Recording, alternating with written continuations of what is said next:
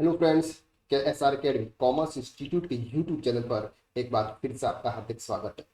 Income tax dose 4 के अंदर आज हम बात करने वाले हैं सर गिफ्ट के ऊपर किस तरह से टैक्स चार्ज किया जाता है।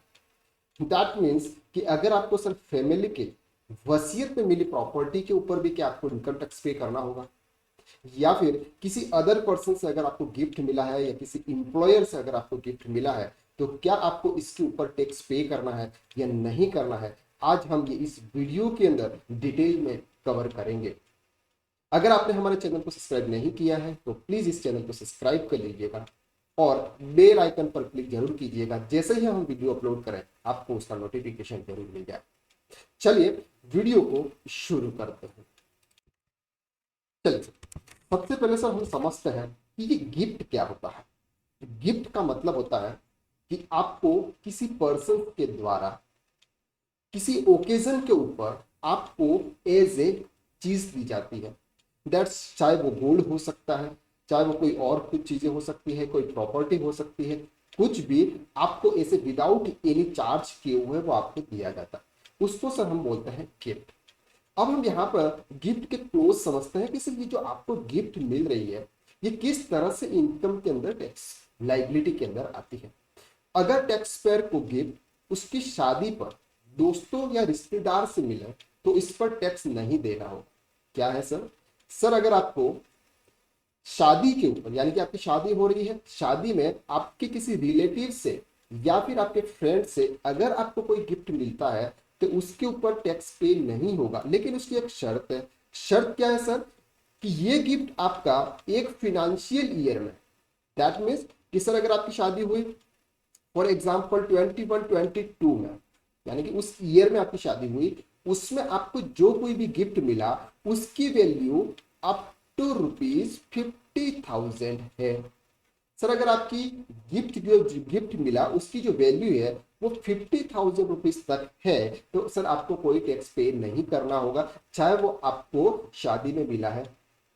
लेकिन अगर 50,000 से ऊपर क्रॉस कर गया, जो वैल्यू है ₹50,000 से क्रॉस कर गई, तो आपको सर पूरे अमाउंट पर टैक्स पे करना पड़ेगा। एग्जाम्पल समझते हैं सर कि सर हमको एक गिफ्ट मिला, फॉर एग्जाम्पल एक कार मिली गिफ्ट में, सर उसकी वैल्यू है ₹7 लाख। अब सर ये जो कार है ये शादी के ऊपर गिफ्ट में मिली हुई है किसी फ्रेंड्स के द्वारा, किसी रिलेटिव्स के द्वारा। अब सर इस 7 लाख के ऊपर आपको कितने अमाउंट पे टैक्स पे करना पड़ेगा? यानी कि सर अभी बोला कि 50,000 के ऊपर टैक्स पे नहीं करना, लेकिन अगर आपकी ₹50,000 से क्रॉस कर जाती है वैल्यू तो आपको पूरे अमाउंट के ऊपर टैक्स पे करना।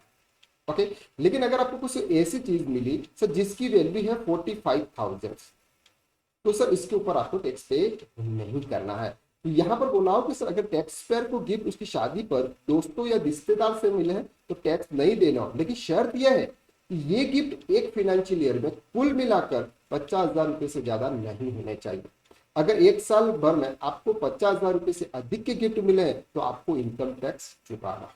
पहली कंडीशन तो ये हो गई सर अगर आपको शादी में तो कभी भी 50,000 से ज्यादा का गिफ्ट मिला है तो आपको टैक्स पे करना होगा ₹50,000 के ऊपर जितनी भी वैल्यू है, लेकिन 50,000 तक पूरे के अमाउंट के ऊपर, यानी कि 90,000 का अगर कोई गिफ्ट मिला तो 90,000 के ऊपर पूरा टैक्स आपको पे करना।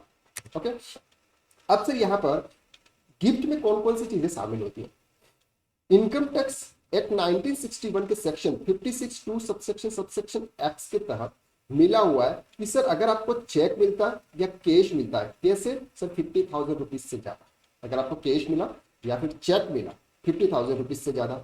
सर अगर आपको कोई जमीन, बिल्डिंग आदि कोई इनमूवेबल प्रॉपर्टी जिसकी स्टॉम्प ड्यूटी ₹50,000 से ज्यादा है, सर अगर इसे कोई प्रॉपर्टी मिल रही है जिसकी स्टाम्प ड्यूटी ₹50,000 से ज्यादा है, सर ऑब्वियसली अगर आपको कोई प्रॉपर्टी गिफ्ट करेगा तो उसकी प्रॉपर्टी 50,000 सॉरी उसकी जो स्टाम्प ड्यूटी है वो ₹50,000 से ज्यादा ही होगी। ओके, एंड ₹50,000 से ज्यादा की ज्वेलरी, शेयर, पेंटिंग या अन्य महंगी चीजें, मतलब सर अगर आपको कोई ज्वेलरी, कोई ऑर्नामेंट्स अगर आपको कोई गिफ्ट करता है और उसकी वैल्यू ₹50,000 से ज्यादा है तो भी आपको इसके ऊपर टैक्स पे करना होगा। तो गिफ्ट में मिली हुई चीज की लिमिट जो है वो ₹50,000 तक है।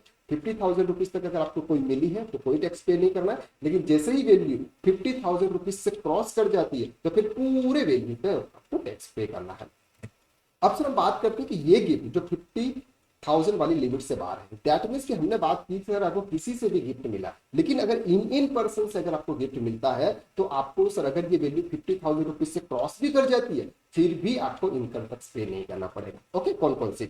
सर पत्नी या पत्नी से मिला हुआ गिफ्ट। सर अगर किसी पति को यानी कि हस्बैंड को किसी वाइफ से मिलता है गिफ्ट, या किसी वाइफ को हस्बैंड से अगर गिफ्ट मिलता है और उसकी वैल्यू 50,000 रुपीज से ज्यादा है तो भी आपको इनकम टैक्स पे नहीं करना। भाई या बहन से मिला हुआ गिफ्ट, पति या पत्नी के भाई या बहन से मिला हुआ गिफ्ट, माता पिता के भाई या बहन से मिला हुआ गिफ्ट, विरासत या वसीयत में गिफ्ट या प्रॉपर्टी। सर अगर आपको फैमिली की तरफ से कुछ वसीयत मिली हुई है और वसीयत में जो प्रॉपर्टी आपको मिली हुई है सर इसके ऊपर अभी तो आपको टैक्स पे नहीं करना। जब आपके नाम पे हो गई है तब तक तो सर आपको टैक्स पे नहीं करना है, लेकिन अब हम आगे समझते हैं कि इसके ऊपर भी आपको टैक्स पे करना पड़ सकता है। चलो, पति या पत्नी के किसी निकटतम पूर्वज या वंशज से मिला हुआ गिफ्ट, या हिंदू अनडिवाइडेड फैमिली के मामले में किसी भी मेंबर से मिला हुआ गिफ्ट। यानी कि सर ये जो क्लोज यहाँ पर दे रखे हैं इनसे अगर आपको कोई भी गिफ्ट मिलता, इनसे अगर आपको कोई भी गिफ्ट मिलता है तो ये वैल्यू 50,000 रुपीज से ज्यादा की होती है फिर भी आपको टैक्स पे नहीं करना।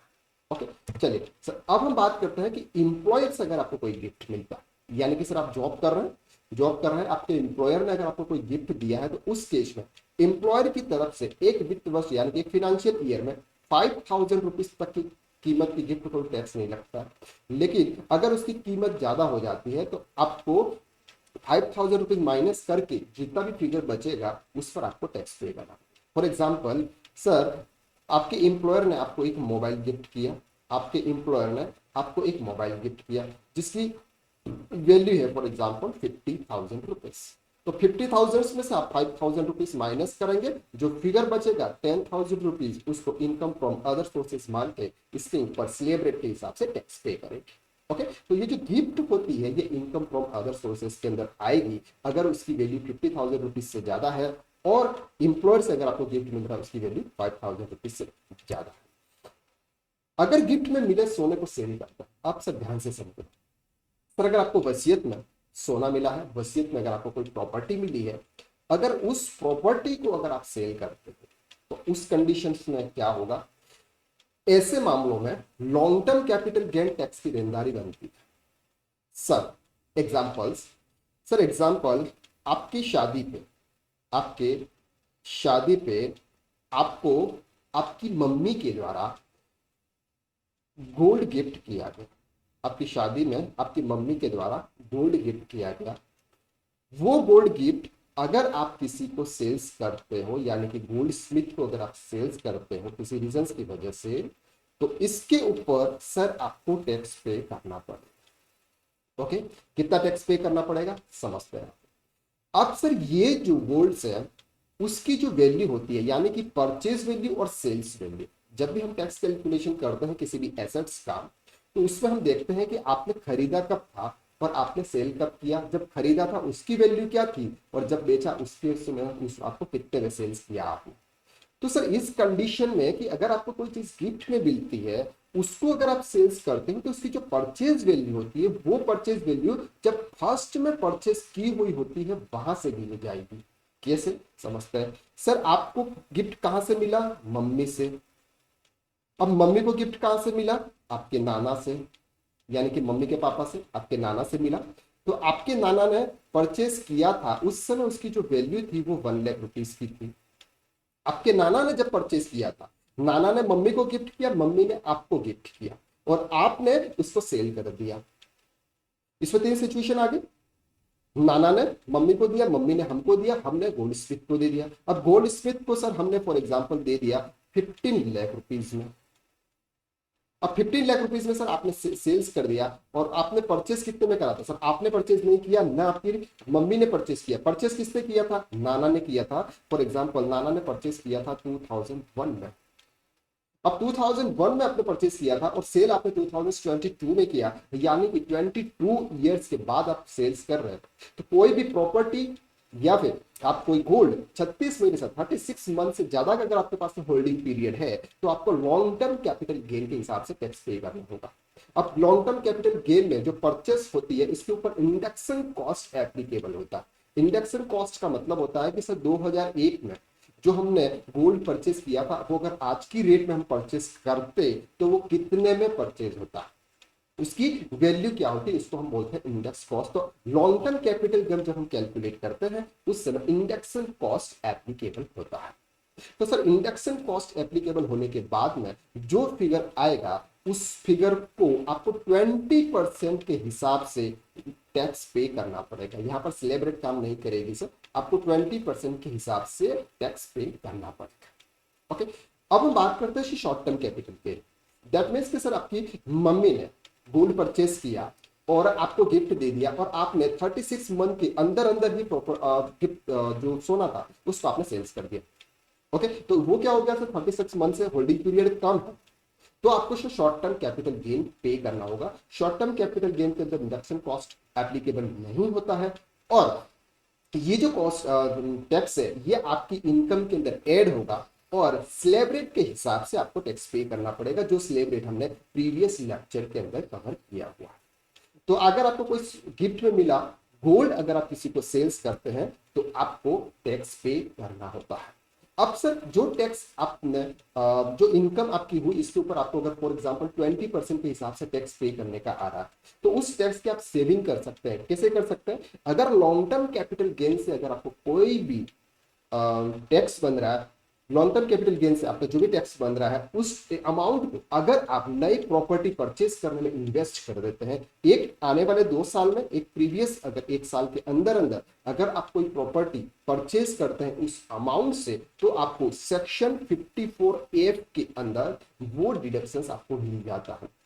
ओके, तो अगर गहनों को बेचने से प्राप्त रकम का इस्तेमाल घर बनाने या घर खरीदने में करते हैं तो आपको long term capital gain tax से छूट मिल जाती है। दैट मीन्स आपको सिर्फ इसके ऊपर टैक्स नहीं पे करना होगा। जो आपने इनकम कमाई है यानी कि जो प्रॉफिट आपने कमाया हुआ गोल्ड सेल करके वो प्रॉफिट आपने कहीं पे इन्वेस्ट कर दिया, कितने साल के अंदर, 2 साल के अंदर, सेल करने के 2 साल के अंदर अगर आपने इन्वेस्ट कर दिया या फिर 1 साल पहले अगर आपके पास पैसा था और आपने इन्वेस्ट कर दिया तो उस कंडीशंस में ये जो टैक्स है इसकी आपको क्या मिल जाएगी सर, डिडक्शंस मिल जाएगी, रिबेट मिल जाएगी, आपको टैक्स पे नहीं करना होगा।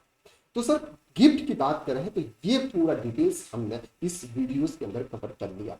अब गिफ्ट चाहे वो एम्प्लॉयर से मिलता है, चाहे वो किसी रिलेटिव से मिलता है या फिर अगर आपको वसीयत से मिलता है, फिर भी अगर आप उसको सेल्स करोगे तो आपको टैक्स पे करना होगा। दैट मीन्स सभी के अंदर कंफ्यूजन था कि अगर हमको वसीयत में मिली हुई चीज के ऊपर हमको टैक्स पे नहीं करना है, लेकिन वसीयत से मिली हुई चीज यानी कि प्रॉपर्टी है, कोई गोल्ड है, उसको भी अगर आप सेल्स करते हो तो आपको टैक्स पे करना होगा। ये था सर आज इस वीडियो के अंदर। अगर आपको ये वीडियो अच्छा लगा, आपको नॉलेजेबल था तो प्लीज वीडियो को लाइक कीजिएगा, कमेंट कीजिएगा कि आपको इस वीडियो कैसे लग रहे हैं और अगर आपको कुछ नई टॉपिक्स के बारे में अगर आपको जानकारी चाहिए फिर भी आप कमेंट्स करके बता दीजिएगा। अगर आप टैक्स कंसल्टेंट बनना चाहते हैं या फिर आप प्रोफेशनल अकाउंटेंट बनना चाहते हैं तो हमारा कोर्स है टैक्स कंसल्टेंट। इस कोर्स को आप ज्वाइन कर सकते हैं जिसके अंदर हम income tax, TDS, TCS, advance section और अकाउंट्स, बैलेंस शीट फाइनलाइजेशन के पार्ट्स सिखाते हैं। ये कोर्स 2 मंथ से 3 मंथ्स का होता है। टाइम 9:30 बजे से लेकर रात में 11 बजे तक होता है प्रोफेशनल्स के लिए और जो बेसिक से स्टूडेंट है उनके लिए जो टाइम होता है वो रात को 8 बजे से लेकर 9:30 बजे तक का होता है। तो उसकी लिंक आपको डिस्क्रिप्शन के अंदर शेयर की हुई है, उस लिंक के ऊपर क्लिक करके आप इंक्वायरी फॉर्म सबमिट कीजिएगा, हमारी टीम की तरफ से आपको कॉल आ जाएगा और इस कोर्स के बारे में आपको डिटेल्स में एक्सप्लेन कर दिया जाएगा। तो आज के लिए बस इतना ही, नेक्स्ट लेक्चर में फिर मुलाकात करते हैं, तब तक के लिए थैंक यू सो मच।